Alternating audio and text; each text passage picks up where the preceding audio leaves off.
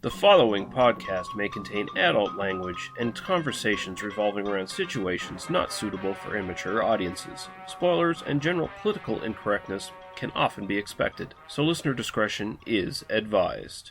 They must be destroyed on sight!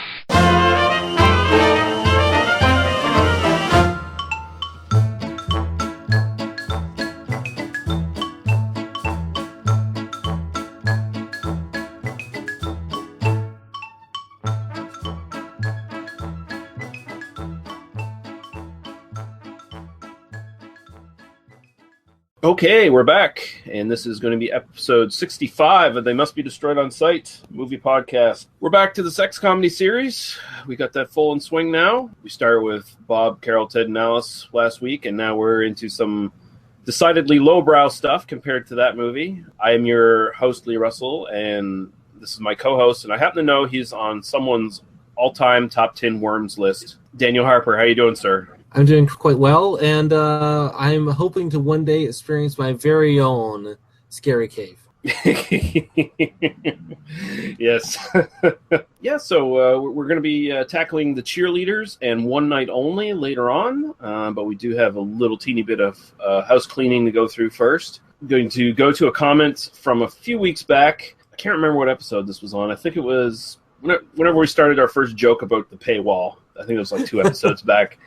It was a while. It was back. Was that? It might have been Stridulum, or it might have been the movie sequel, the sequel superiority thing we did afterwards. It's one of those. Yeah, I think it was Stridulum, but it doesn't matter because nothing here actually refers to the actual movies we watched. My friend Basement Beer Review said, will the paywall give me exclusive access to deals on Sherry's Berries? Fruit is useless unless it's been drizzled with junk and sent through the mail using stamps.com, of course. And really, that website only works if it's hosted by Squarespace. Mm-hmm. And you have to get the audio, the Audible trial or whatever as well. There's a podcast I've been listening to that's actually doing ads for libertarianism.org. Oh, really? It almost makes me want to stop listening to the podcast. Like, I'm just like, why? Like, why are you doing this to me? You're making me, listen to your... learn about the issues that are affecting America. It's like, go fuck yourself. I'm sorry. Yeah. Well, we haven't quite decided what you get through the paywall yet, other than more of us. So, we're still in the planning stages for the paywall. But, once we finally introduce it, of course. Very special bonus content where we will review the same movies we discuss in the normal episodes, but we'll do them sober. Yes. Yeah.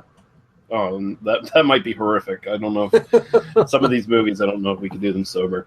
But yeah, thank you, Basement Beer Review. Sorry I missed your comment like a few weeks back, but I barely ever check the YouTube videos because barely anyone ever watches them anymore. They've all sort of learned, hey, I can go to Podbean and I can go to our Facebook group and find them there. So, yeah. Yeah, I think the YouTube stuff is really just the vestigial organ of this podcast. It's just kind of, it exists. It's a part of the old life, and part of what you still do. But we're moving on. We're moving up in technology by removing video content. I think we might even be on Stitcher now. I don't know. So I was confused because when I sent in a message to Mike Murphy on Badass Boobs and Body Counts, and he said, by the way, you guys should check that podcast out, and they're on iTunes and Stitcher and stuff. And I'm like, are we really on Stitcher? Does the Stitcher just pick up feeds on its own and not tell you, or maybe Podbean kind of automatically feeds towards that, and then you just have to go claim it. I don't know. This shows the amount of like promotional effort we put into this podcast. Yeah. We're like, hold on, are we on Stitcher? I don't know. So I don't understand iPhones and cell phones and tablets and stuff. So, and I from what I understand, Stitcher is kind of exclusively that. Stitcher is sort of like a subscription service. It's sort of like the idea is it's not even like a subscription service. It's more like the idea is they're like a curated list of podcasts that so not just anybody can get on it, but in practice just about anybody can get on it. So it's kind of like you have to submit, or maybe your podcast hosting. I don't know. Does anyone listen to this actually care about the back end of how you do a podcast? Because I could talk about it for a while. I've thought a lot about podcasting and such, but I would be interested if any of our listeners are willing to take the time to just let us know where they hear us from. I know Mike Murphy was like getting us from some weird downloader that takes like iTunes feeds or something like that, because he let me know that a few episodes back I uploaded the wrong MP3 briefly and quickly fixed it, but he had already automatically downloaded the episode before I had fixed it. So I'm just always interested in, like, not only, like, how are people listening, like, what technology they're using, but, like, how do we fit in your life, you know? Mm-hmm. Because for me, I always, when I start a new podcast, or when I think about adding a new podcast, it's almost like I need, like, a little slot, like an hour or two a week that, like, you have to fit into my life for an hour or two a week, you know?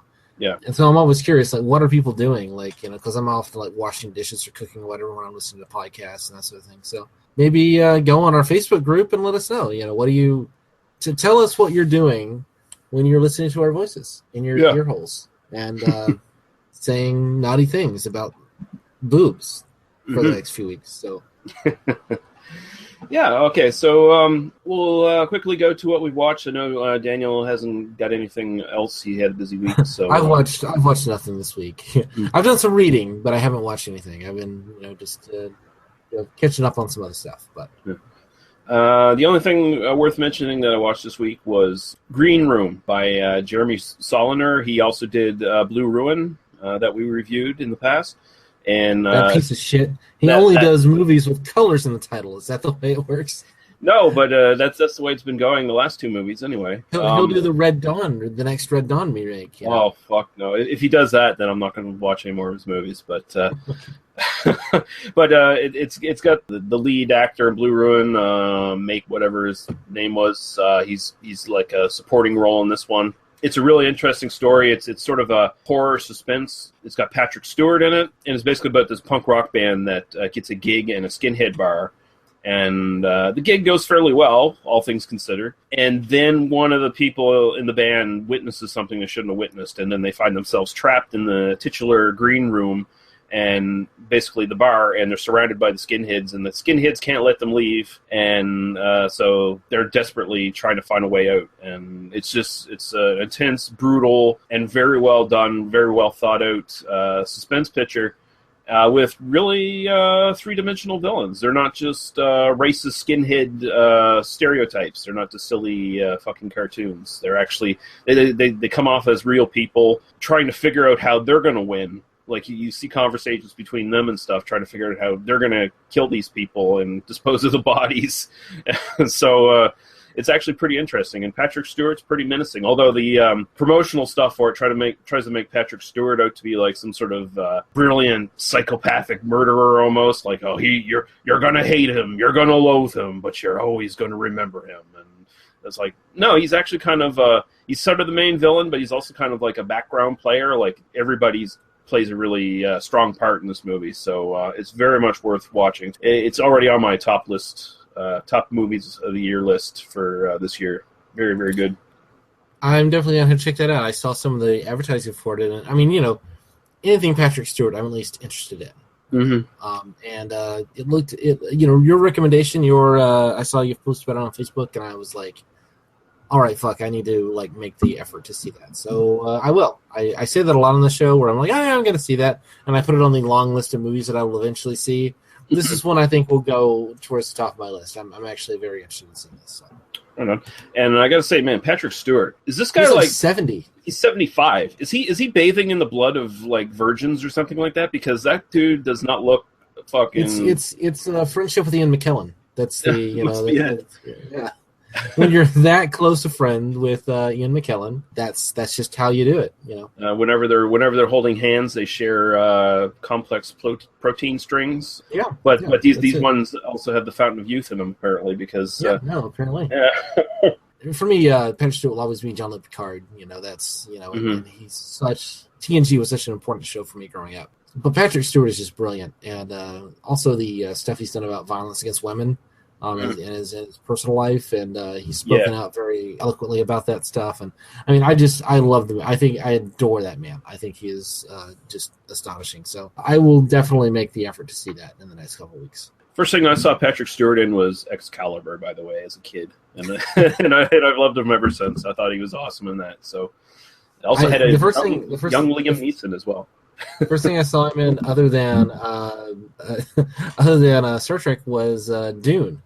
Dune, right? David Lynch Dune, which also has Dean Stockwell from Quantum Leap. So I had Mm-hmm. that like nice little connection. Like, oh, Yeah. like part of two of these figures from my childhood, just both in the same movie. Yeah, he's been around. He's been around forever. He might very well be like Christopher Lee and not die until late in his life. Like he looks so fucking youthful, man. I mean, you could totally see him having another like 15, 20 years in him. I mean, it's not just he's 75 and but he's playing like gangsters and shit. Like he's still bringing it. So there's no complaint on my end. He's had an amazing career. We should just do a whole episode just talk about Patrick Stewart. We should. I'm up for that actually. As like a sort of a break episode or something between series. Just do like a Patrick Stewart. Like pick some movies of his and then do them. Yeah. I mean, bring back the talk about an actor feature we used to do. Mm-hmm. We just sort of did, actually. We did. Yeah. All right, so I think we can move on to our two movies. Didn't we have a question you were going to ask me about Bob and Carol Ted and Alice? Oh, that's right. I'm glad you reminded me the second time tonight. I've already forgotten twice. You've been really partying for Canada Day, haven't you? Oh yeah, just out there with the fireworks. God damn. I'm glad they're over with. I didn't want them. People were still letting off fireworks like 10 minutes before we started recording here in my neighborhood. So you're not allowed to do that. You're not Canadian. The 4th of July is a week-long celebration in the United States. Yeah, you guys got to hog everything. You got to do everything bigger. I see how it is. Okay. But yeah, the question I posed to you on our Facebook group, They Must Be Destroyed on Sight on Facebook, is the son of Bob and Carol, does he grow up to be Alex P. Keaton from Family Ties? I mean, the answer is, yeah, that kind of is actually kind of socio-politically what happened. Is that the children of the hippies kind of turned against that, and they became like these materialist douchebags. I mean, it's kind of like I wish I had a funny answer, but yeah, that's kind of what happened. Yeah. These things do kind of run in cycles, and I mean, there really was that sense of that, and I think that a lot of that comes out of the, one of the things that you kind of have come back to a couple of times is, after the kind of the flower children basically lost the war, they lost their battle. Vietnam kept raging. Nixon was elected, and there was kind of this sense of, well, let's just, the malaise, the 70s malaise, which kind of led to, Reagan's Morning in America. And that's, basically you're talking about 10, 12 years difference. And yeah, that's exactly what happened. Like the children of the hippies embraced conservative values and embraced, the Cold War and all that kind of shit, and just completely rebelled against their parents by becoming as straight-laced and tie-wearing douchebags as they could be. And we are still living with the after effects of that. So, and when you think about Bob, Carol, Ted, and Alice, they're not necessarily, especially just Bob and Carol, they're not necessarily hippies per se. They're more yuppies almost. Like they just sort of like squares who have kind of moved into this. I mean, I'm kind of referring a little bit. I mean, one of the things we talked about last week was the fact that these guys are not kind of what they're trying to embrace this culture from the outside to some degree. And I mean, I don't want to get back into that necessarily. But you're right. They're definitely not. They have their blinkers and they have their privileges and they have all that kind of stuff. And I mean, it is not at all unreasonable to think that like that kid grows up to be a Reagan Republican, writing speeches for Ronald Reagan in 12 years. I mean, that's exactly the era that you're talking about, because that kid would be like 10 years old in 1969 or so. Yeah. How old do you think that kid was? Something like that? I'd say 9 or 10. Yeah. Yeah. So, I mean, that kid will be 21, 22. He'll be just graduating college around the time that Reagan's elected. Yeah. Boom. Could very easily go and work for the Reagan campaign. Yeah. In 1980. Yeah, that was just a weird thought that occurred to me. I was watching it and I was like, I mean, it's almost so obvious that I didn't, like, you asked me on Facebook, and I'm like, well, yeah, of course. Like, it wasn't, I mean, yeah, like, duh.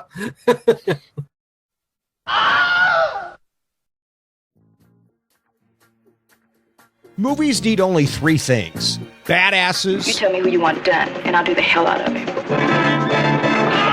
A chick with drive who don't take no jive. Boobs. Do you know that the female breast, known to be the source of life since Eve, can be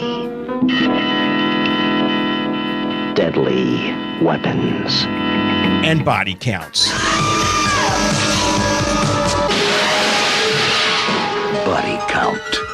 The mathematics of murder and menace. The BB&BC podcast is your source for exploitation film discussion of B-movies. You can find the show on iTunes and Stitcher Radio by searching for BB&BC Podcast. You can also listen to each episode directly from the show's website located at badassesboobsandbodycounts.com. Let's go to work. Hey, yeah, this is Rob Zombie.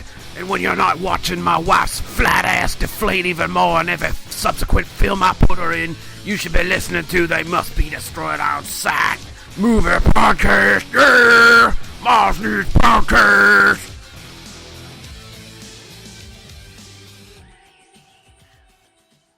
Hey, I'm Christian Bale as Batman. And when I'm not running the streets of Gotham, I'm listening to They Must Be Destroyed on Sight, a movie podcast. Where's everything? Where's Rachel Dash?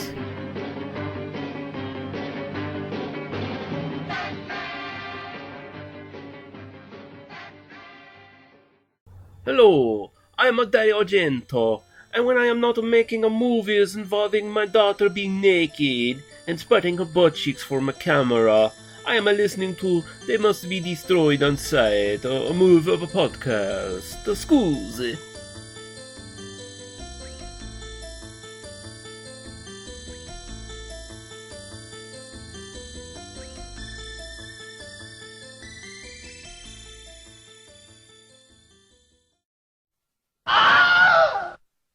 So now we can move on to our first movie, and this is The Cheerleaders from 1973. This is the common cheerleader, an American phenomenon. Her breasts are usually full. Her waist basically narrow. Her thighs incredibly creamy. Her lips are moist and often occupied. Statistics show that the more active the cheerleader, the more successful the team. Well, has your sex life improved any since you made the team? Yes, Captain? I'd like to get all the cheerleaders out of last period every day. Every day? We have to get together for a little warm-up.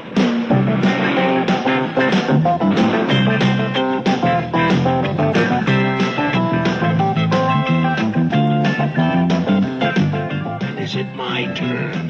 When is it my turn?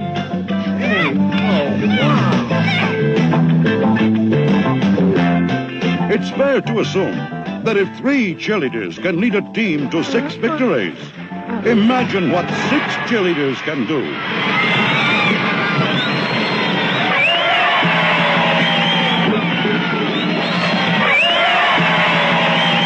Mom, Dad, I made the team! Come huddle with the cheerleaders. They will do anything to make their team win. Love me right. If you wanna keep me, hold me tight. Keep your fingers quiet on my soul. Hold me close and show me all you know.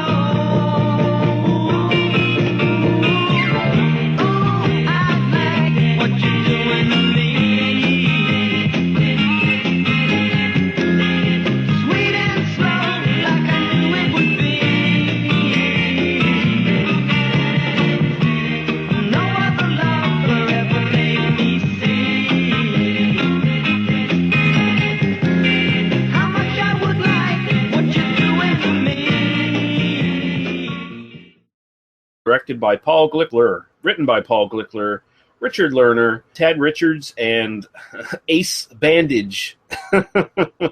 Obviously a pseudonym. This is truly a film that required 4 writers. So yeah. Yes, it is. The dialogue alone needed 4 writers.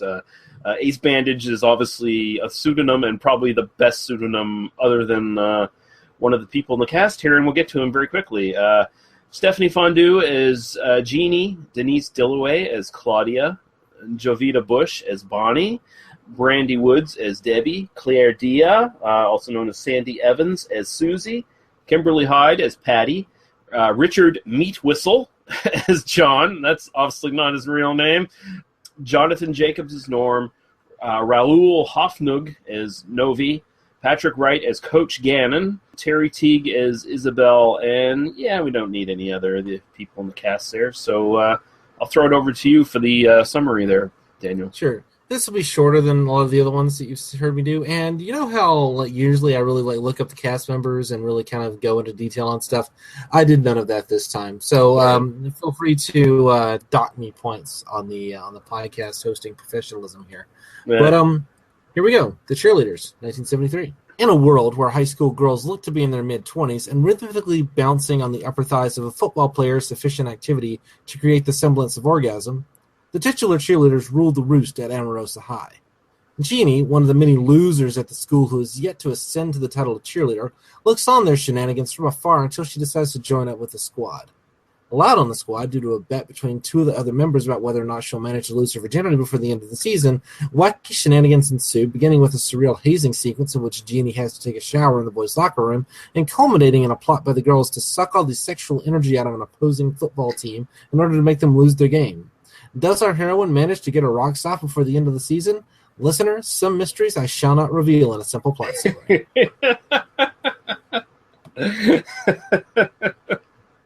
Yeah. Short and sweet. Short and sweet. And yet I think I got about 80% of the plot, despite that. You know? Pretty much. I got to say I love this film. There's definitely some problems with it, but they're all kind of, forgivable problems, I think. I think the first time I was introduced to this film was actually by my best friend back in our 20s. He was like, have you ever seen this fucking film? I was like, no, never heard of it. And he's like, showed it to me. I was like, wow. It's essentially softcore porn. This watches like hardcore porn with the sex scenes cut out. Yeah. I think, honestly, it kind of has the sort of same atmosphere to a certain degree as, like, Hot and Saucy Pizza Girls, like I definitely was thinking of that watching this film, no question. Mm-hmm. I feel like this is almost kind of like a linchpin. This is really sort of, like, more of the sort of proto-sex comedy as far as, like, the 80s stuff goes. Because this is almost like the sort of kind of the linchpin between like those beach party films where it was all, skimpy clothing and innuendo. But here they just throw that all over the window, and it's silly dialogue, same sort of kind of silly dialogue you see in like beach party films. But now it's like double entendres and lots of nudity and no plot, of course. Definitely. Yeah. I'll say really painless. I mean, there's some really interesting stuff going on in some of the cinema, some of the actual cinema, I want to wait just a minute. I want to kind of give overall thoughts. It's a painless movie. It's kind of fun to watch.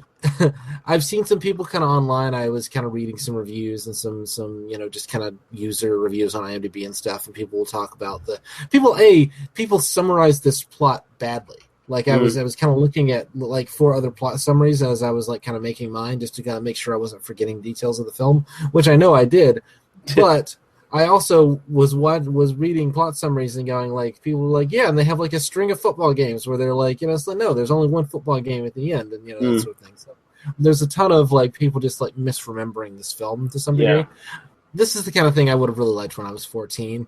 I think seeing it at 36, I kind of am like, yeah, it's a charmer. I liked it a lot. I went through it in one sitting, no problem. But I don't know that I'm ever going to really want to revisit it. Mm-hmm. I don't know that it's a rich enough like experience, even just on a kind of like cultural level, for me to like kind of respond to it, to really want to revisit it. But it was a nice little fun kind of goofy movie. You could talk about some of the rapey stuff, but like this is, I don't know, one of the things I want to talk about is kind of the difference between like something that's like explicitly pornography versus something that's like kind of meant to explore something. And I do want to kind of talk about that. But honestly, I think this is kind of it's funny to say it, but it is kind of just good, clean fun. It is. It doesn't seem to have a mean bone in its body, which is something that is really, really useful compared to something like The Van, which we talked about last year. Which there really are like some moments of that just feel awful and mean and dirty. There's nothing dirty about this. It's so explicitly in this kind of like surreal comic universe that it's hard to really like fault it for anything that it's doing, you know. And I think this movie was essentially it was the conception of it was kind of heralded by, before this there was like, I think it was like the stewardesses or the naughty stewardesses or whatever. Mm-hmm. But the director here was like basically interested in kind of running off of that sort of success of that film. And it's like, we need more films about women and sexually liberated women in uniforms, because, you know, you have to have the fetish aspect of it. And so he picked Cheerleaders, and apparently he actually had trouble getting this movie off the ground for a while, because a lot of people kind of balked at the idea that anyone would be interested in the sex lives of teenage girls, apparently, in high school. Because all these girls are basically like 16 or 17, and like as characters in the movie. Of course, they were much older, but the original financier of the movie apparently had objections to the movie, saying that he didn't think people were going to lust after high school cheerleaders. Apparently, that guy must have had an interesting sex life. I kind of imagine this like kind of like guy in a leisure suit, like this kind of old Italian guy with a cigar, going like, "Cheerleaders. Why would anyone care about the sex lives of cheerleaders? You know, everybody wants a babushka these days." But yeah, I like this film. I like the sort of recurring background themes, and there's like 2 or 3 different background themes in it, and the main title song is also really fun. Like that opening credit sequence, I love that. Like sometimes I actually do just put on the DVD to watch that opening credit sequence. For two different reasons, of course. The main reason, of course, is that these are like the shortest. Like, can these even be classified as skirts that these cheerleaders are wearing? There's definitely. I mean, and that's kind of where I go in terms of like this being like just explicitly fantasy and pornography. Mm-hmm. Is that there's no attempt to make this anything at all realistic. There's no attempt to like bring social realism or character or anything into this. This is straight up a male fantasy of what like horny cheerleaders are like, and that's all this is. And this director was definitely a fucking butt and legs man, I gotta say, because that's most of the shots in this. Agreed. You know, and I mean, you know, it really is just like, you know, pretty girls who are happy to take their clothes off for the camera, and you know, I mean, there's not a great performance in the film. I don't think there's not. You know, I mean, you know, there's our lead Jeannie. Jeannie is pretty good. You know, she sadly never did anything else. This was her one credit. I was looking at the kind of the cast list to go, oh, where did everybody go? Is kind of I often do with these kind of films, and you know, some people did 3 or 4 films, and you know, a half dozen, but you know, for the most part, it's kind of, you know, we did a couple of films, and then that was kind of it. Kind of surprising considering kind of how big a hit this was in some ways, that these actresses never really went on. But I kind of get the feeling they're not actresses; they're just kind of the girls that they found. Like it doesn't feel like these are professional actresses. Well, yeah, this was a non-union film. I mean, most of these people were just locals that they brought in. Like the football team, most of them were actual football players. Like that scene in the shower, a lot of them were wearing. Talk about that scene in the shower. Yeah. But a lot of them were wearing towels and stuff because they were just like local guys that they got off the street, basically. And apparently a lot of them had to get drunk before they even did that scene. They were so, you know, embarrassed and shy to actually appear on camera that way, right? And a lot of the girls in this were just kind of new to it. I think the most experienced actress in this was Claire Dia, who played Susie, the redhead. And she actually went on to have like kind of like long porn career in the 70s. And she actually directed and produced porn as well. Oh, nice. I'll have to go look her up. And I think the only other actor in this that actually had much of a career is probably the guy who plays Coach Gannon, who, you know, the coach who can only get it up when he's listening to past broadcasts of his old football glories. As you do. Yeah, as you do. But he was actually in like tons of movies. He was in notable ones, of course, Beneath the Valley of the Ultra Vixens and Bikini Car Wash Company, which I'm considering covering in this series. It might be one we do this time around. So, and also he was also in Maniac Cop, apparently. Although I don't remember seeing him in it. We never covered that film, so I don't know what. I don't know. Yeah, I've never seen that. Hold on, Maniac Cop. Is that directed by Sam Raimi? But it's interesting. There's nice setups in some of this stuff. The scene with the coach where he's listening to the past football glory. I like how the audio mirrors what he's doing with the cheerleader. I thought it was kind of funny. I like that we have the sort of peephole scene that predates Porky's by several years. A couple of years. Porky's is 78, so this is 5 years old. Yeah. I like some of the Benny Hill-esque kind of stuff in this. Like there's the waterbed bear costume sequence where that's just a surreal sequence. And here's where I'm gonna I thought when I was gonna write this plot summary, I thought about reviewing it or summarizing it as an art film. Pretending it was something that was that kind of had aspirations to high art, because it's sequences like that where there is a dude in a bear costume and there's this he's under the bed or he's trying to lick her feet and all that. Or no, I've got the two movies confused. But there is this sequence with the waterbed, and it's a funny sequence, but it also has this really surreal, kind of almost abstract art film imagery to it. I think nowhere is that impulse more interesting than in the boys' locker or shower scene. Mm-hmm. I'm literally watching it and I'm thinking this actually reminds me of A Clockwork Orange. Which had come out just a year before. It would have been kind of on the minds of people. But in terms of the kind of the fast motion, in terms of some of the music that was used in that sequence, in terms of just the kind of there's kind of almost a lyrical beauty to the body is writhing on the floor and they're all kind of grasping at her, and it could have come across as super super rapey. But there's a deft enough touch that it feels, and again, because it is this kind of heightened fantasy reality, where it kind of just feels like there is this female sexuality that just exudes through the film, and that seeing a woman, a naked woman, one of these cheerleaders, one of these goddesses, is just enough to just make men completely obsessed and lose any sense of reality and just want to. It's not like they want to fuck her or take her; they just want to touch her almost, which is this kind of it's weird thing. It's a funny thing too, because she's in the shower, taking a shower. They see her and they're walking in, they're not doing anything. One of them asks her, "What are you doing in here?" She says, "I'm a cheerleader," and that's what sets them off. Right. It's a very interesting sequence. Probably my favorite sequence in the film, just because it's so it's almost arresting visually. It's just it comes kind of out of left field, and I wasn't expecting it at all. I was expecting something. By the time we get to the 80s, you're kind of looking at a more you'd get a synth pop scene, and you get kind of a more kind of gasping girls running and kind of playing with water or whatever, and dudes being douchebags. This is much more on the just letting the visual moment play kind of side of things, which might have been just a budgetary kind of, or just they weren't professional actors, sort of, they didn't want to shoot coverage. They just shot it in wide and, sped it up in post or something. I don't know. But it's a really interesting sequence.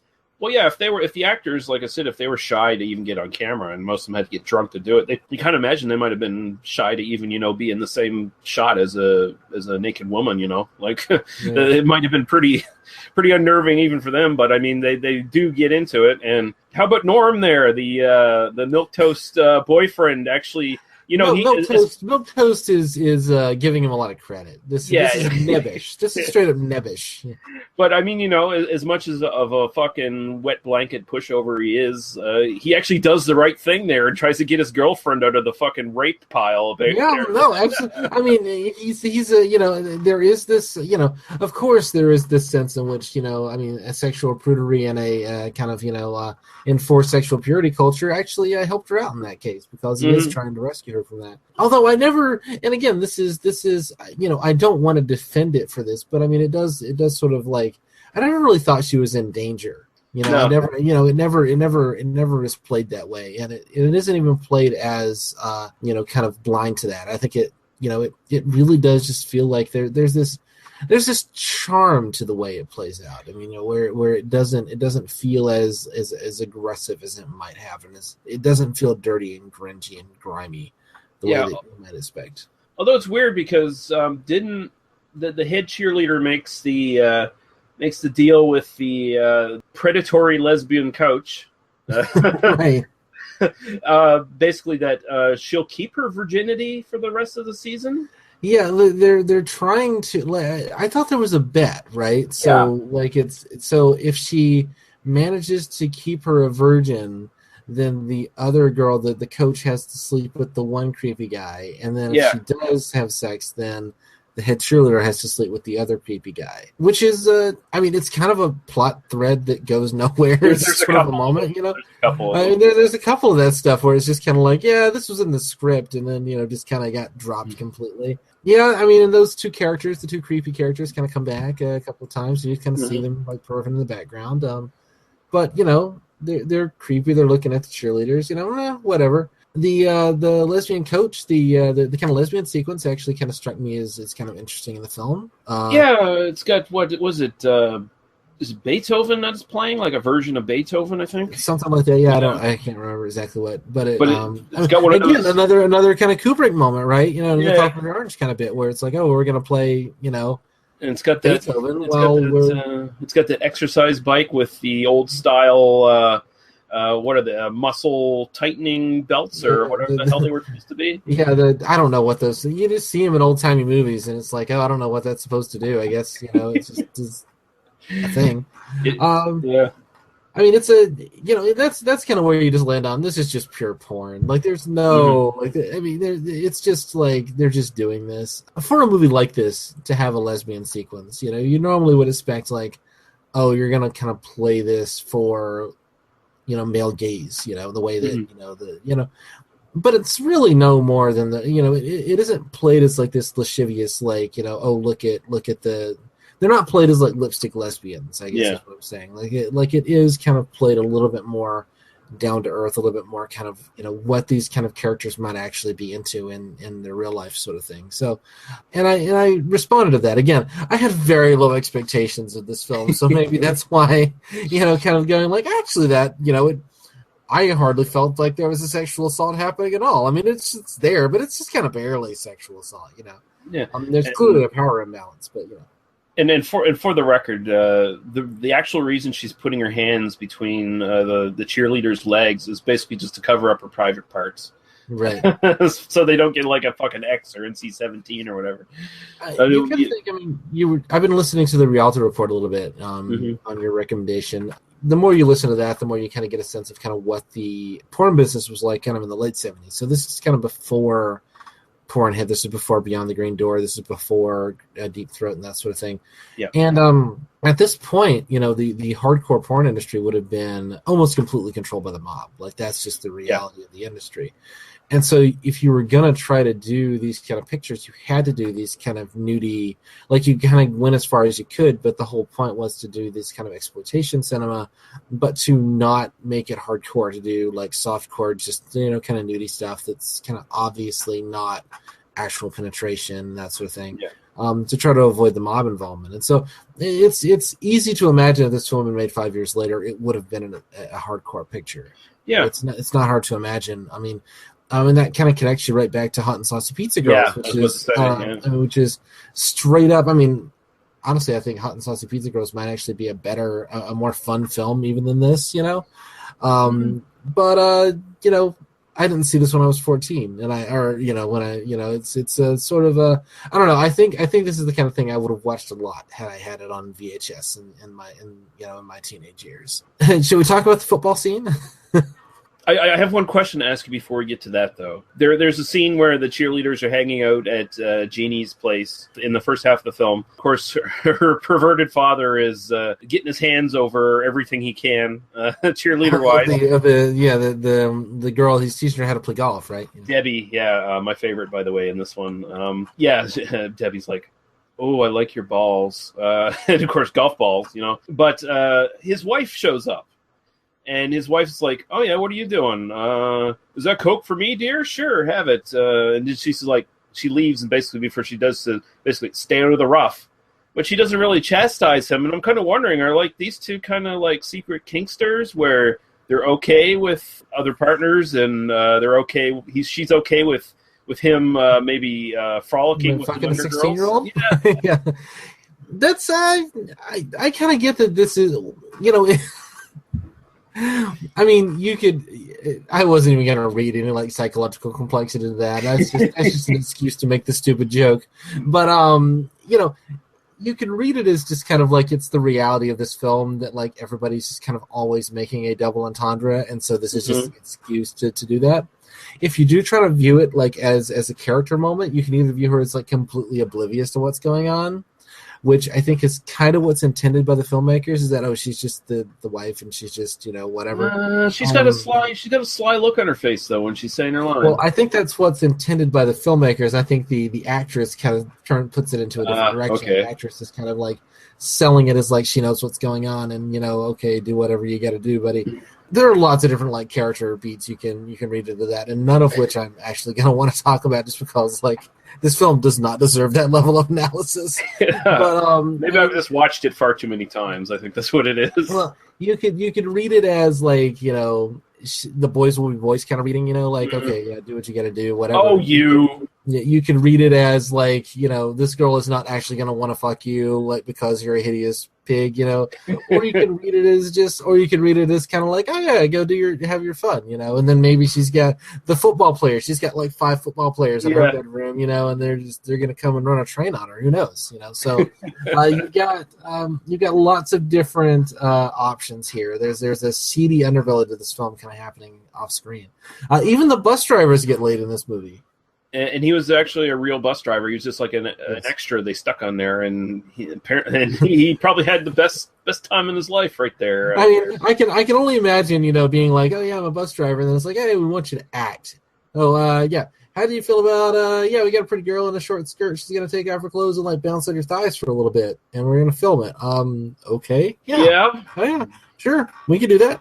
Mm-hmm. I can only imagine that being basically the casting process for this film. Because certainly they're not hiring for talent. No, no. It's a fun film. I mean, it really does have. There is such a charm going on in this, And then we get to the big finale, where you find out all these women, the cheerleaders, are actually magical succubi.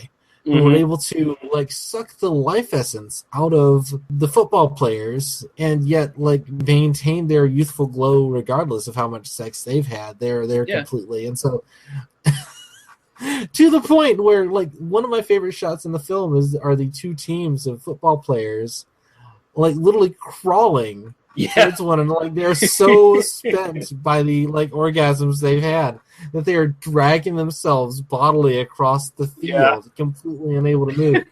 Which is like, it's almost this surrealist art film kind of image. Like, I mean, you've put this in like a Wim Wenders film, and it like has like meaning and interest and intrigue, and like here it is in this like really stupid sex comedy, like that's just meant to show you tits from 1973, and yet like there's an undeniable power to some of these images. I mean, it is kind of like, wow, that's actually really interesting that they chose to take it that far. They're not just like tired and not playing well; they're literally crawling along the ground.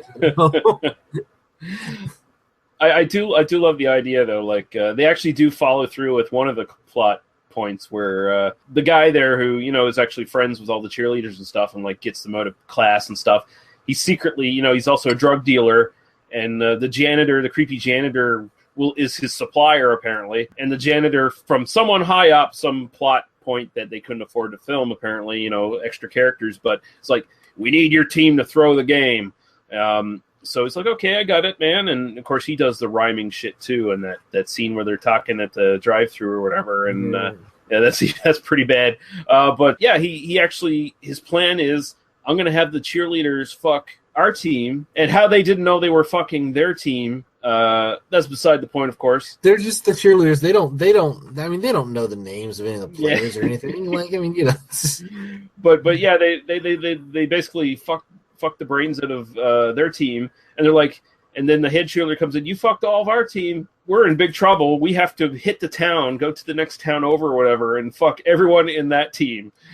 right, we have to fuck all them and rob them of their prowess, and therefore like the teams will be matched again, because they'll both be completely worn out.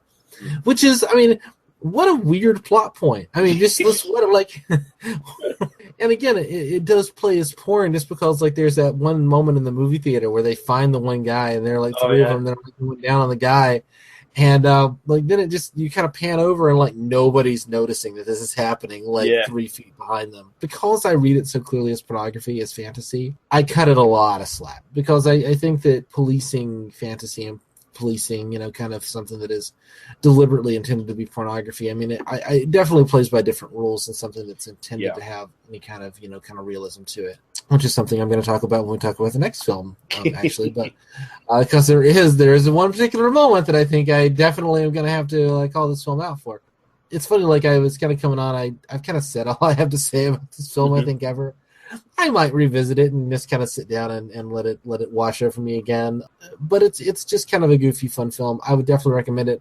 I'm actually interested in seeing some of the sequels. The couple of the sequels. Yeah, they're not really sequels. Or this film kind of hit off a series of cheerleader films right after that. Right, there was Revenge of the Cheerleaders that actually stars a young David Hasselhoff of all people. Then there was the Swinging Cheerleaders, and I think there might have been one or two other ones. For the most part, they're pretty much unconnected, but they've been connected. Bundled in a DVD set. Like there's a Anchor Bay 3-disc set that came out in 2003. A company called Scorpion actually released a 1-disc of Discs to Cheerleaders in 2015. And I think back in 2011, there was an Arrow release of the Cheerleaders, and I think maybe the Swinging Cheerleaders or Revenge of the Cheerleaders, one or the other. Few little trivia notes here. The Beaver Car Wash was an actual car wash with that name. So, wow. Yeah. I was wondering if they actually did mock-ups. I was assuming that they did mock-ups for it and that was the whole thing. But the idea that was actually the name of a car wash just tells you all you need to know about Southern California in the 70s. Interesting note here, the Monte Vista High School, where they filmed a lot of the scenes around and on location, they didn't realize that they were actually shooting a film this sort of explicit. They only learned of it afterwards, when it was actually shown. So I'm sure they would have been perfectly fine with it if they had known in advance. Yeah, we're a school and we have a parent teachers association. Let's do a film about 16-year-old girls having sex with older men, and that is perfectly fine. We'll.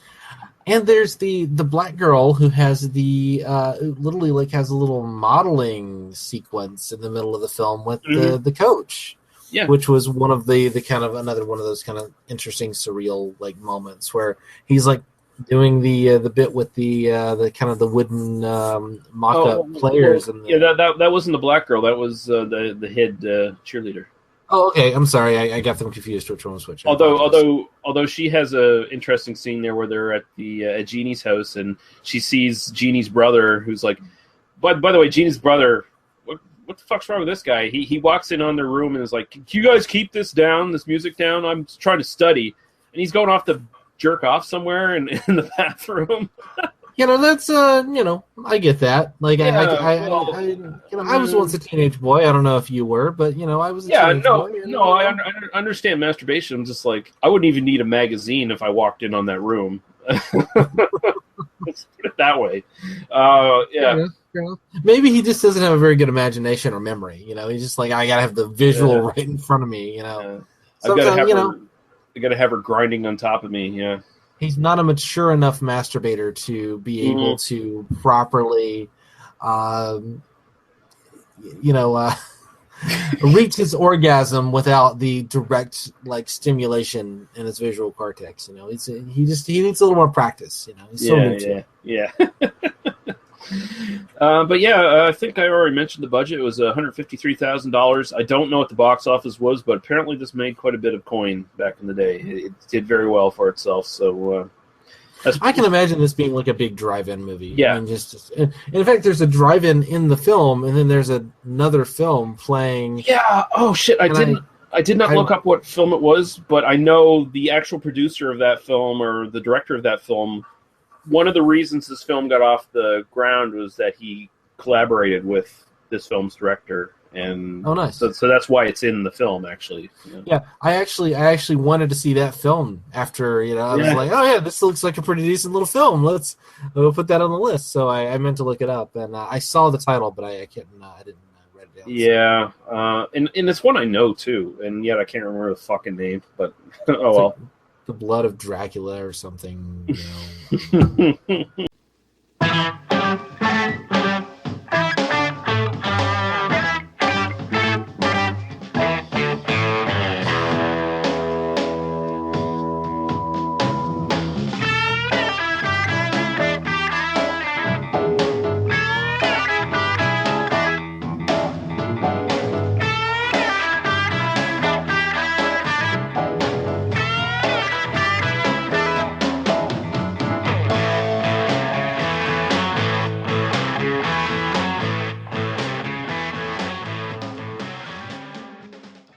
All right, now we're going to move on to our next film, One Night Only from 1986, directed by Timothy Bond, starring Lenore Zahn as Anne McGraw, Jeffrey McKay as Jamie, Ellen Uday as Suzanne, Jeff Bronstein as Mac, Mark Walker as Jeremy, Judy Foster as Elizabeth, Wendy Lands as Jane, Harant Alienak as Winco, Martin Newfield as Johnny O, Ken James as Wesley, and Kathy Bain as Celine, and Tabora Johnson as Luella.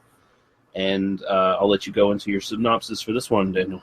When waitress Anne McGraw overhears a gangster planning a sex-crazed party for a famed local hockey team, the young woman decides this is no job for a man, especially when there's money to be made. Manipulating the situation, she takes over the planning of the party and convinces a few of her friends to whore themselves out for 50 big ones for one night only. Wonder if that's where they got the title. Anyway, the plot thickens when, to sweeten the pot, Anne enlists the help of professional prostitute Luella, who not only provides a certain magical Negro charm, but will also basically provide all the forward momentum the plot requires. Also of note is Anne's cousin James and his sin-obsessed police officer father, as well as Anne's sorority sister Jane, who stays out of the sordid business on feminist grounds. These three characters are basically in a movie of their own for most of the run until they, and the comically inept gangster, intersect at the party just before midnight, where Anne is promised the man of the hour, a special treat ominously called the Scary Cave. Along the way, sexy hijinks ensue and many boobs are exposed. And what else could you ask from such a cinematic masterpiece? Exactly. This is a Canadian tax shelter film. Sure. If people are not familiar with what that is, that's basically tax credits given to films in Canada.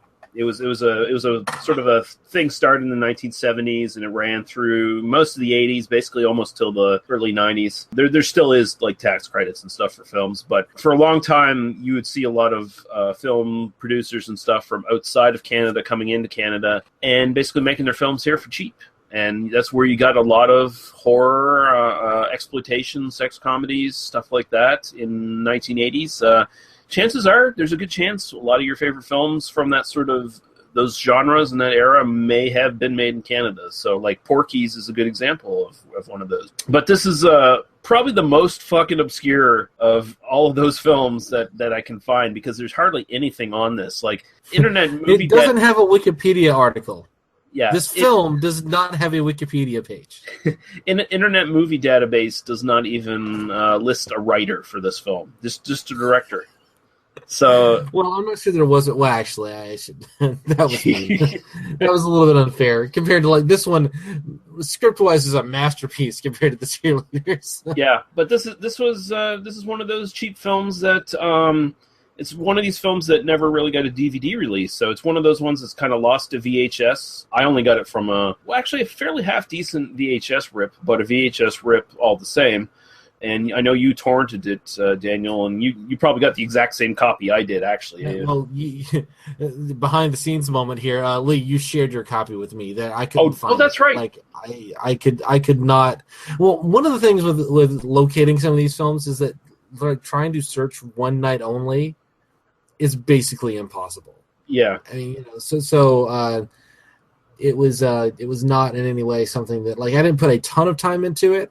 But yes, you actually provided the copy, so you and I watched the exact same copy. I almost feel awful talking about a film this obscure because like so few members of our audience are ever going to get a chance to watch it.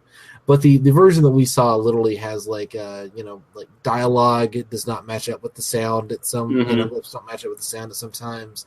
I mean, I was almost looking for a tracking button on my VCR at a certain point. You can see the bad tracking at times where it skips and shit too. Yeah, you can see this is clearly a VHS rip. It's a shame that like this is just the form that these things happen in, and it's also just kind of a reminder that this was made in my lifetime. This was this is not like something from like 1935 or something that's kind of now obscure and lost. This was made just a few years ago on the scale of things, and it's basically not only forgotten. I mean, it's just kind of a listing on IMDb, but basically you can't buy it unless you spend $96 on. I looked at it Amazon. You can buy a VHS of this. They have one copy in stock for $96 or something like that. One of the issues we run into is that like I saw a statistic where something like 80% of all the films that were released on VHS never made the transition to DVD. So you think about all the films that were ever put on DVD. And the VHS was that much bigger in a lot of ways, although, I mean, obviously, because most of the stuff that's on DVD was like released after the beginning of DVD. So it's hard to like talk about like our cultural heritage with something like this, but our cultural heritage has been lost. And this is really one of those cases to where, I mean, I know you can kind of argue like intellectual property and like the rights of the people who made it to be able to, kind of make money off of it. But this is something where I really feel like these kinds of things, they should be shared in whatever form we have them in, and keep spreading that around. So if you do have a VHS rip of this, a digital copy, do not get rid of it. Keep it, share it, do whatever you can, in other films of this nature, because I'm really hoping that one day all this stuff ends up on like the Internet Archive where, like whatever form we have it in, just so that it's still there, just so it's not completely lost, because this film could very easily be lost in the next, very shortly without like people actively trying to like save them, Yeah, and first time I saw this actually was late 90s, early 2000s, I think.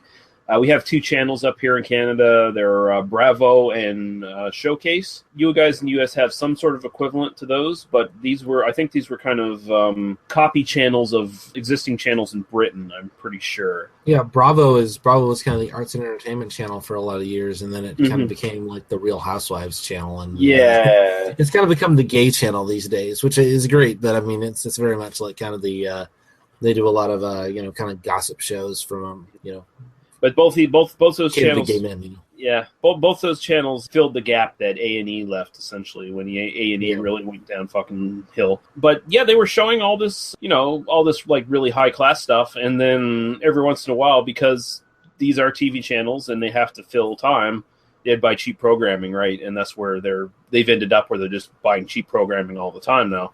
But we have to fill it with something, so hey, someone's got a tape library of all these obscure Canucksploitation kind of films, tax shelter write-offs and stuff like that, sitting somewhere. Hey, we'll buy them for cheap and we'll run them like several times, and especially on the weekends. And that's where I saw this. Right next, I saw so many films on like TBS on like 3 p.m. on a Saturday, sort of thing. Yeah, same thing, but here they could actually show the nudity and everything, right? So right. Yeah, so that's the first time I saw this, and I was like, wow, where did this film come from? Because this is a film that's like wall-to-wall nudity almost after about the 15-minute mark or so. The opening of the film is kind of, you kind of get, the kind of characters they're doing that. You get the setup of the plot, and then once you get to the party, it's pretty much straight up nudity all the way through. And even kind of before you get there, you get, a little bit here and there. Yeah. It delivers the goods. There's both of these films really, they know why you're here, and they don't play around with that game. It's very, like some of these films kind of, we're going to play coy, we're going to kind of do that. No. You see a character, you see a woman on screen, she's going to show her boobs pretty quickly. That's what you're here for. That's what this film delivers. A lot more plot in this one than in the Cheerleaders, where the Cheerleaders is kind of, there's some interesting stuff, but it's not really on a story level. It's kind of on a, just what the fuck are they doing level. And this really has kind of several plot threads. I mean, it's got a bit of a through line, because you got your main character who's trying to make sure the party goes off. She's trying to figure out what the scary cave is, which I kept wanting to call the Cave of Fear and think of it as a Doctor Who story with Tom Baker and Louise Jameson, Okay, now pictured Tom Baker in a fucking miner's hat. Tom Baker doing the Cave of Fear, going through that the thing. I'm sure we'll talk about that here momentarily. Mm-hmm. But you've got the kind of the slight, not conflict, but just the kind of interaction between the kind of college girls and the prostitutes. Yep. You kind of get some of that kind of element, and you've got both the gangster, the kind of fifth or sixth generation Humphrey Bogart parody gangster guy. Coming after the party and trying to find the party at the same time that the cop, the father of the young boy, is also trying to find the party. So there are these kind of it is almost a sense of these kind of interconnected plot threads that are actually pretty well executed for a film of this kind. I mean, it's not always easy to make this kind of seem painless, and here it is. I hate using the word painless to describe it. Shayna actually watched this with me. My wife watched this with me, and at the end of the movie, she's like, "Wow, is that the worst movie you've ever done on this podcast?" And I'm like, "Baby girl, you have no idea." That's pretty par for the course, really. That's pretty solid. There are things I admire about that. Hell of the Living Dead, this ain't, Definitely not, yeah. I do like this a lot. This movie is very Canadian. The centralization of hockey is just by its nature, and it's set in the wintertime. It's got a hockey team that is, they can't call it the Montreal Canadiens, but it's the Montreal Canadiens essentially. There's actors here who are obviously French Canadian actors who have been dubbed. The majority of the cast is all Canadian. I don't think there's any Americans in this hardly at all. And it's interesting that this is one of those Canadian tax shelter films, and honestly, most of the time you find in these films, unlike some of the American exploitation stuff, most of these actors go on to do other stuff because they're just doing a job, they're just hardworking job-to-job actors, and a lot of these people just had careers that just went on afterwards, for right up till now. The actress who played the main prostitute, what is her name? Lenora? Luella. That actress is still working today. She's still doing television in 2015. And Lenore Zahn, who is the main character, she is a Australian Canadian actress who is also a politician here in Nova Scotia in Truro Bible Hill for the NDP party here, New Democratic Party. And she still acts as well, on and off, and she did a lot of voice acting. And actually, a couple of these actresses I was familiar with because a lot of them had done, a couple of them had done horror movies before then, like a couple tax shelter Canadian horror movies. Lenore Zahn was in Happy Birthday to Me and Visiting Hours. The amazing Ellen Uday, who I absolutely love. She's fucking amazing. She was in Pinball Summer, My Bloody Valentine. I think we could do a podcast, not even a series, but a podcast on these Canadian tax shelter films. I would love to watch a bunch of these with you. Yeah. Just because you have this glee when talking about them. I know the audience can't hear, but Lee's grinning and talking about in memories of these films, and I think it's very fetching on Lee. I think we should let Lee watch more of these. Ellen Uday was in The Dead Zone as well. So she was in one of David Cronenberg's biggest pictures, There's a lot of actually really good actors in here. Ken James, who plays Wesley, is he not basically a less ethnic Paul Sorvino? Sure. Yeah, I can go for that. I like his character because he's the stereotypical American, John Wayne kind of type. There's that scene where he's got the gun up to Wendy's head. Oh yeah, or Jane's head. That's the scene, really. I mean, that's the and this is kind of where how I gave the cheerleaders a bunch of credit because this is just kind of porn and whatever, and nobody's really being that hostile.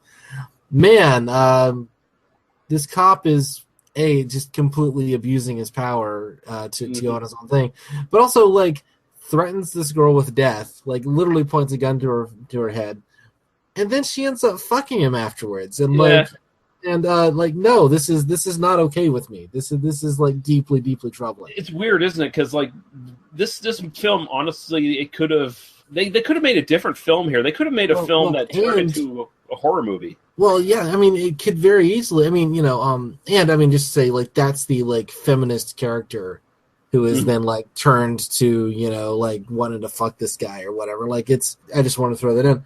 Going back to your point about it being a horror movie, I mean, you could very easily play this as kind of a thriller where we're doing this party, the pimp with the switchblade going around killing everyone in the party, right? Yeah, if the gangster wasn't a like bumbling buffoon, but was actually someone that you kind of got a sense of threat from, you could absolutely play it that way. I mean, there is a kind of alternate version of this, one night only. Yeah. It ends in blood. Like it's you could see it as kind of a thriller or even just a straight up slasher movie, which I mean would be just as interesting. I think you could very easily play it that way. And then the cop is like I mean the cop is the real monster in this film. He's really, and he's portrayed as that. I mean he's the one he's the American, right? So he's got to be the one who's like obsessed with sin, and he's got his gun in his Bible. He's got his Bible cut out for his gun, and he's got it in there. And he has that line, "I'm an American cop. You know what I'm capable of." Right, exactly. Which is very, as the American on the podcast, I'm like, these ideas of police brutality, they went away like a year after this. There was no further worry about this. But that character is such a sore note for me in the film, just because he's so. I get that he's over the top. He's meant to be over the top. I don't have a problem with that. But the way that, like, once you kind of introduce him into the film, you kind of have to deal with him in some way, and it's kind of one of those, like, they didn't quite, like, they wanted to kind of, like, bring him out there and kind of, like, provide the kind of ending of the film, some heft.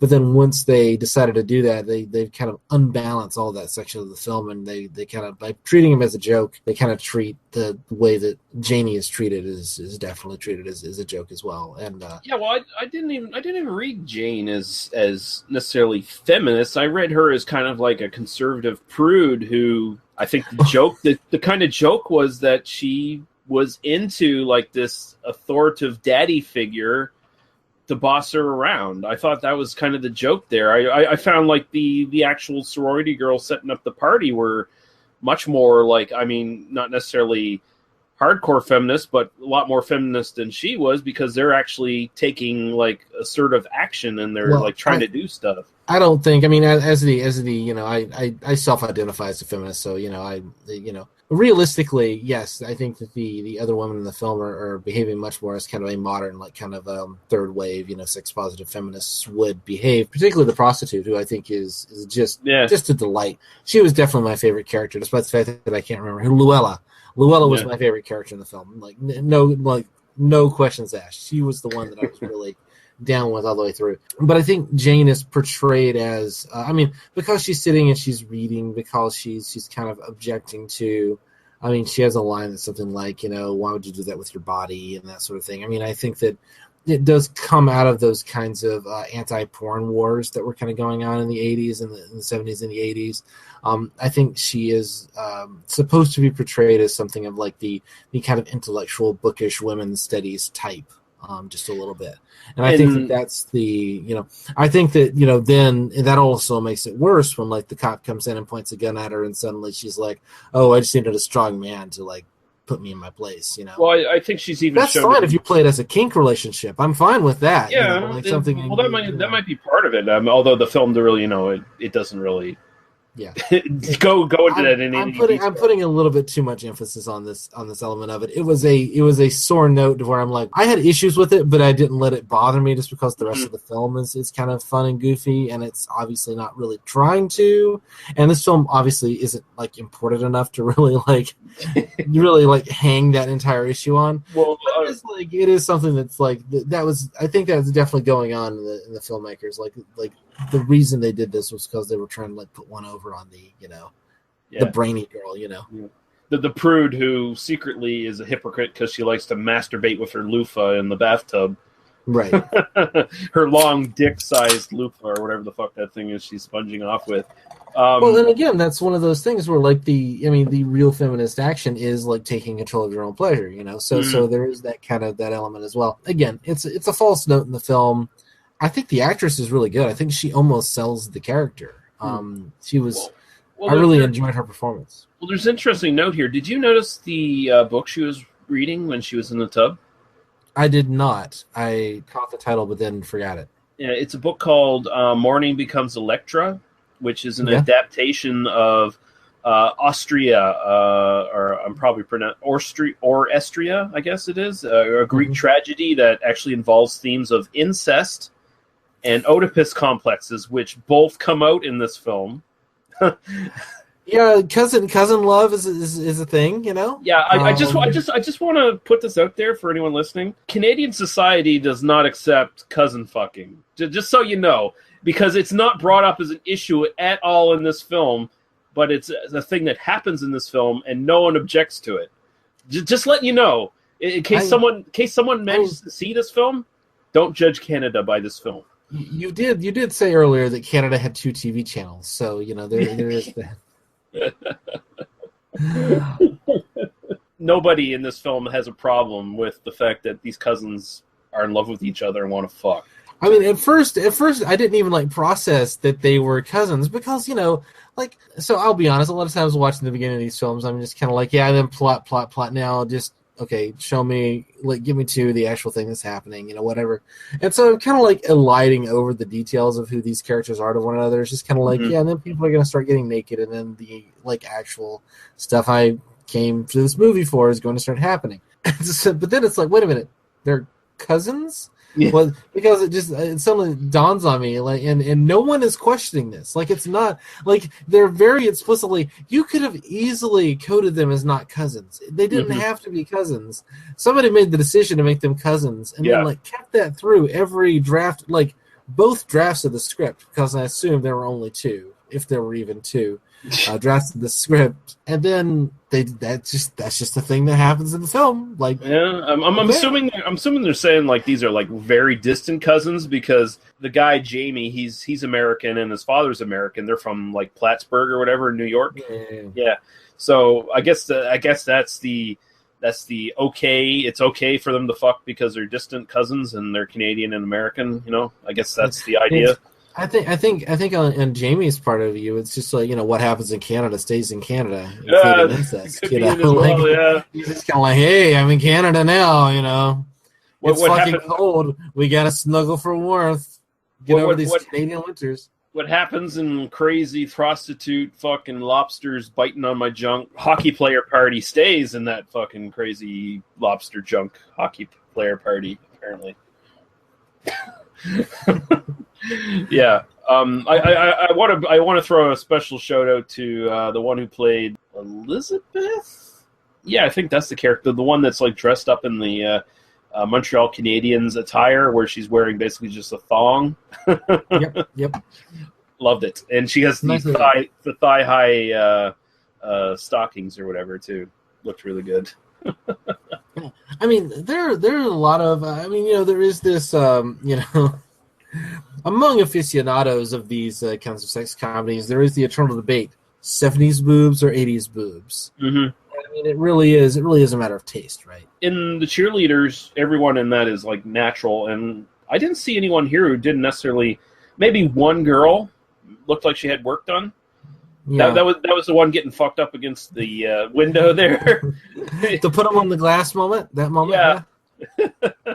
But the rest of them all look natural to me. I didn't notice any others. Like, everyone looked good. All the ladies in both films are incredibly attractive. Yeah.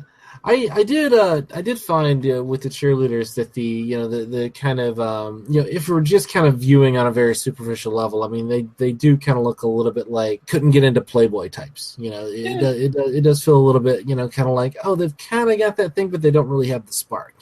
And then here, I mean, we're just kind of suffering from the aesthetics of the 80s to some degree. Yeah. Where I mean that's just always the thing whenever you look at anything like, oh yeah, she was supposed to be super hot, but it was 1986, and so like she just kind of, I mean, I think Luella is the one who really who rises above that, just because she gets to be the sassy black woman, and therefore kind of gets to not have to have the feathered hair and the kind of the shoulder pads and all that stuff. And she just gets to sit there and chastise all the white people. Girl, do you even speak English? And and here, what the fuck is up with her accent?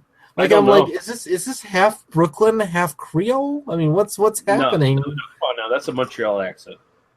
Oh, is that a Montreal accent? Is that no, okay? It's not a Montreal accent at all, but it's supposed to be a Montreal accent, apparently.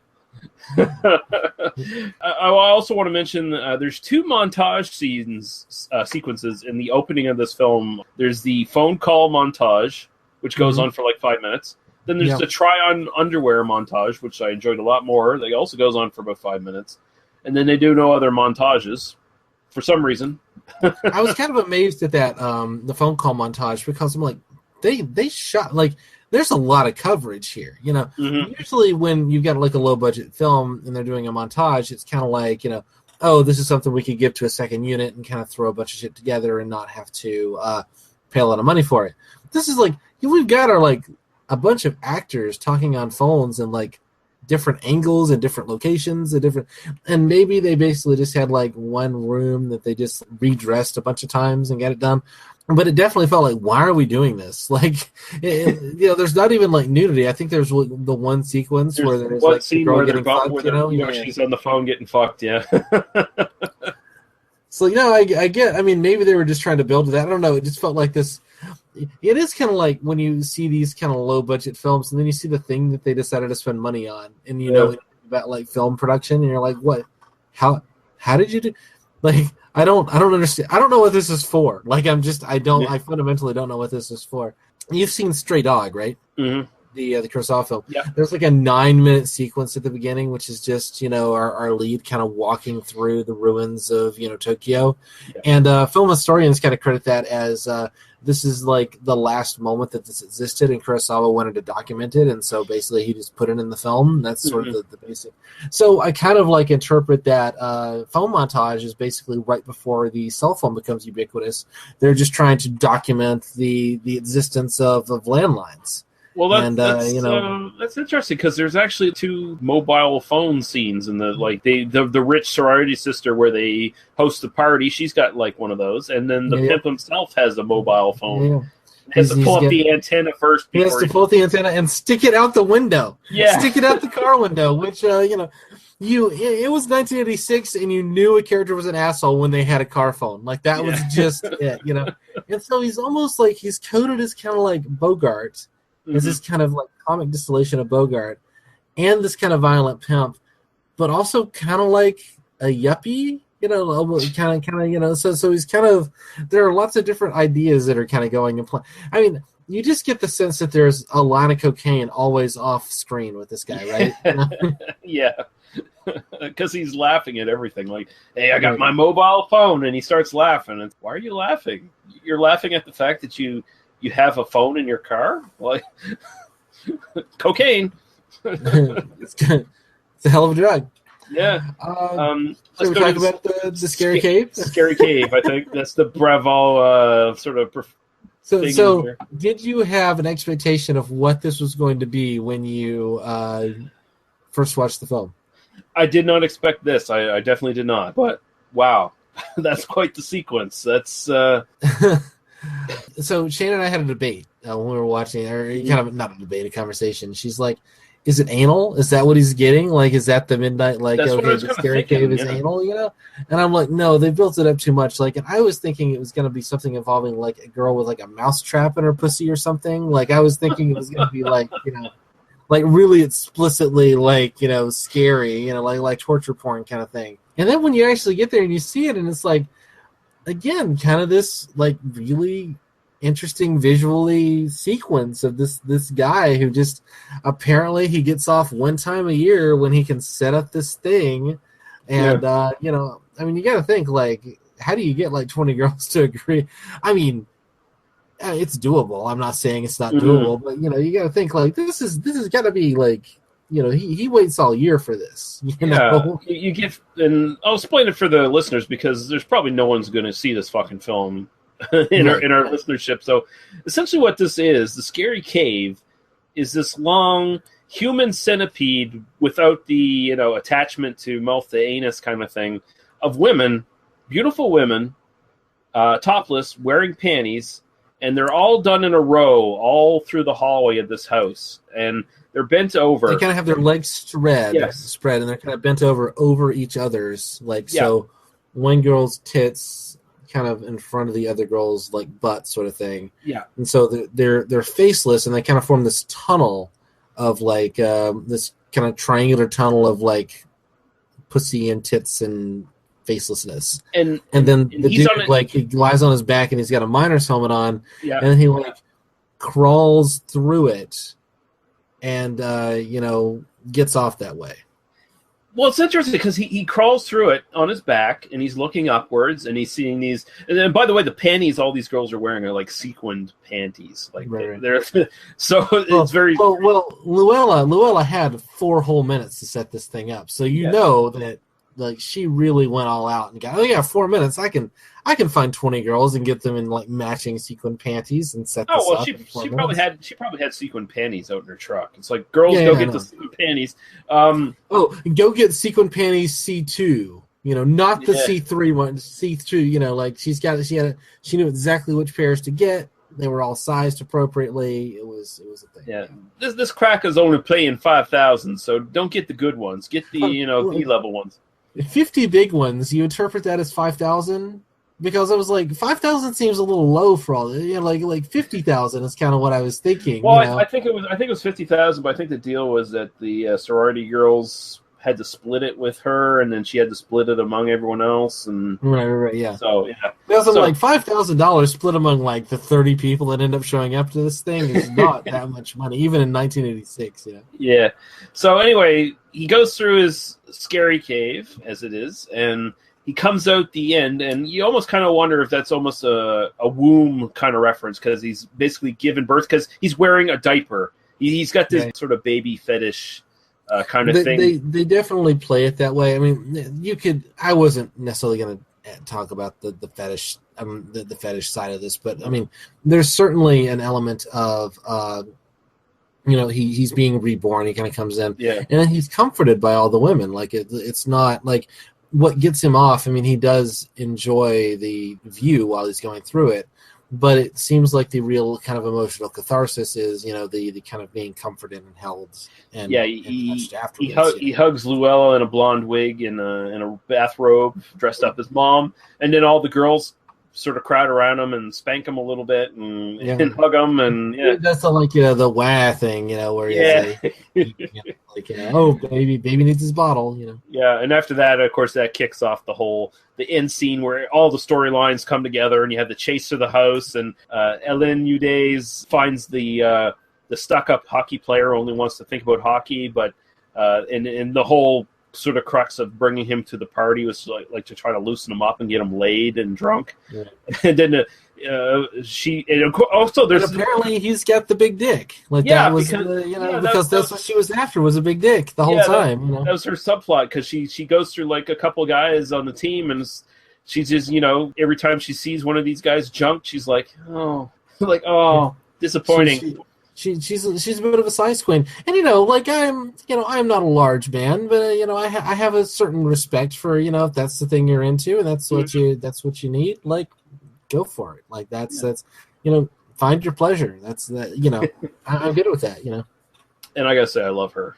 She's my favorite in this.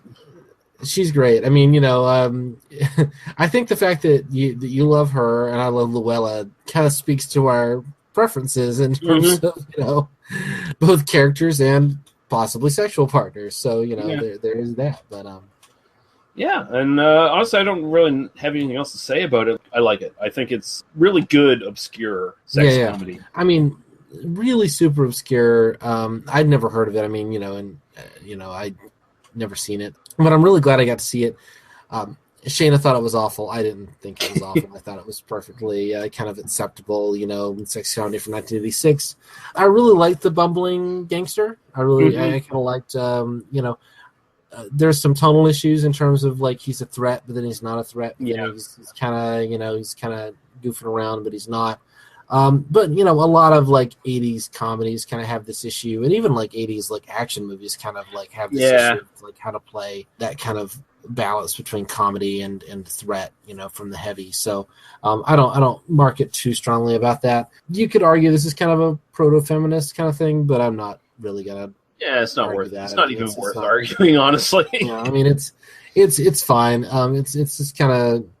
It's a goofy movie. It's got a lot of boobs in it. It should probably have a DVD release. I mean, I would think I think this is definitely something that I would hope that one day it does get kind of a proper release in a lot of these films. I kind of question if there's even a good master out there anymore that even exists, right? So right.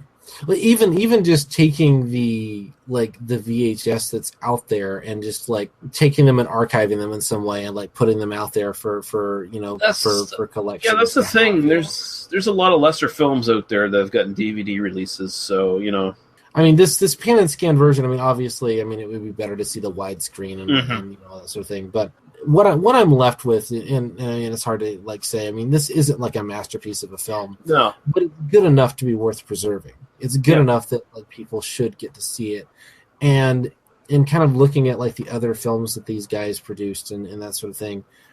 There are a lot of films like this that have like that are basically suffering this fate of being just completely forgotten.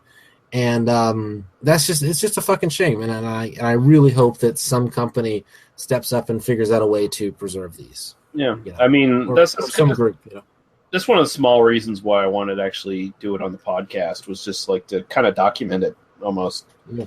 Not that I'm like some altruistic fucking savior of Canadian cinema or some bullshit like that, but it's like I've never seen anyone else talk about this film, and I kind of liked it. I thought it was kind of fun and it's definitely I've seen a lot fucking worse. So it's like someone should probably say something about it, and I would probably rewatch this before I'd watch the Cheerleaders again. Oh, really? Honestly. Yeah. Not to say it's a better film, but it's more of a film. Just it actually has a plot. Yeah. yeah. I feel like there are depths to it. They're like I actually am kind of interested in like following the threads of the different characters a little bit more. Whereas I think the Cheerleaders, it's kind of all surface, right? Like two decent films. Like neither one is no Citizen Kane this week. No, well, we might get that next week when we do Hard Bodies. That might be the Citizen Kane for you. I'm excited. Yeah, let's do it. Yeah. But Daniel, tell everyone where they can find you on the interweb. I do a podcast with my wife. It's called Oi Spaceman.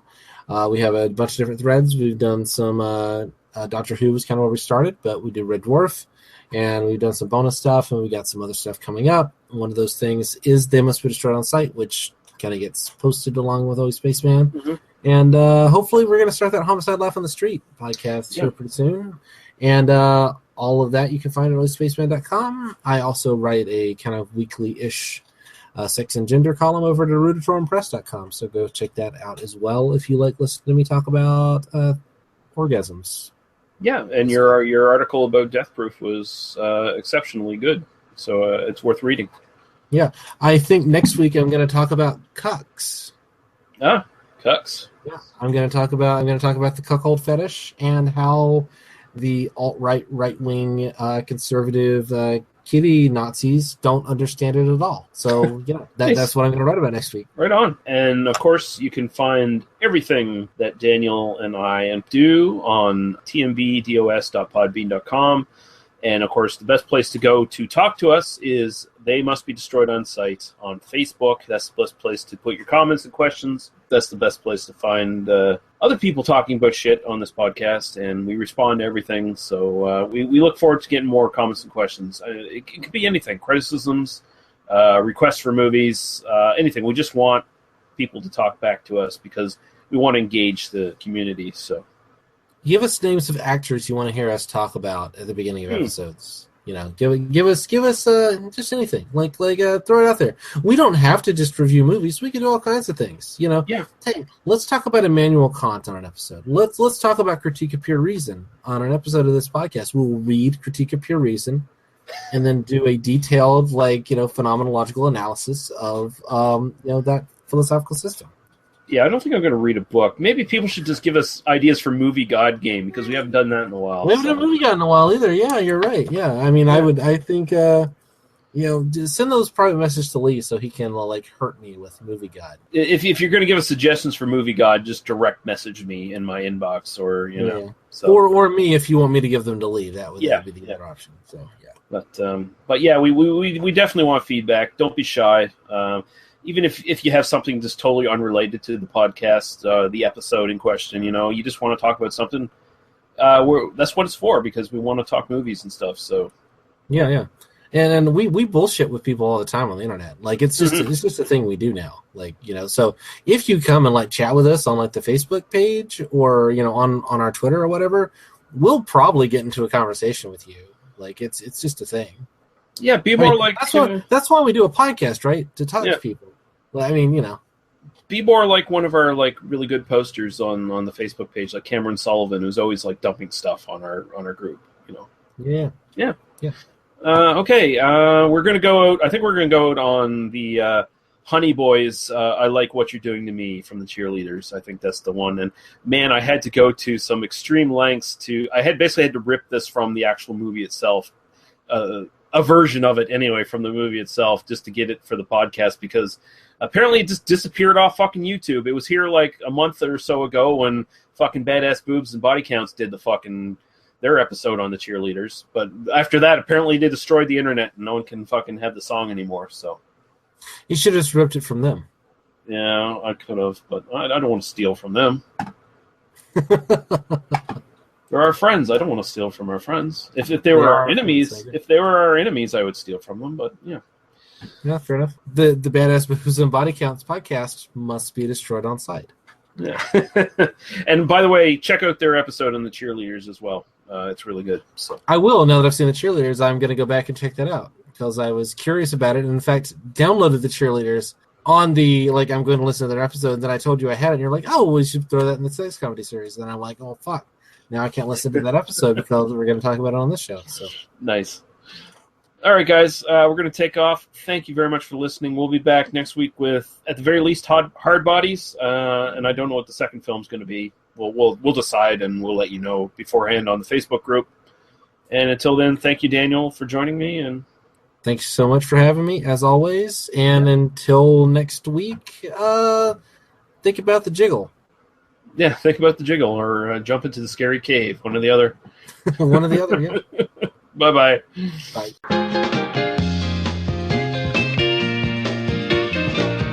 If you're gonna love me right. If you wanna keep me, hold me tight. Keep your fingers quiet on my soul. Hold me close and show me all you know. Ooh, I like what you're doing to me. Sweet and slow, like I knew it would be. No other lover ever made me see how much I would like what you're doing.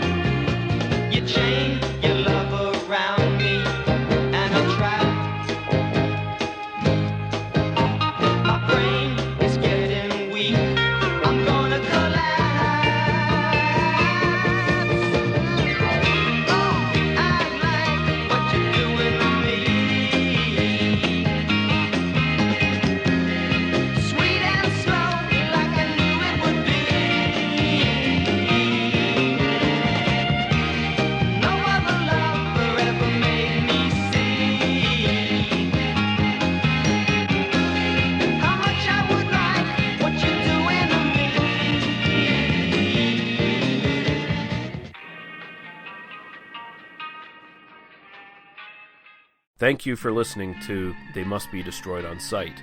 For past episodes, links to the host's other stuff, and links to podcasts and websites of similar interest, please visit us at tmbdos.podbean.com. There you can also find links to us at iTunes and YouTube, as well as our Facebook group link, which is the best way to get in touch with us. We welcome all comments, questions, movie review suggestions, and criticisms, and we do our best to respond to everyone. You can also find us at Daniel's recently launched oispaceman.com, where you can find his sci-fi themed podcasts about Doctor Who and Red Dwarf. Thank you. Drive through.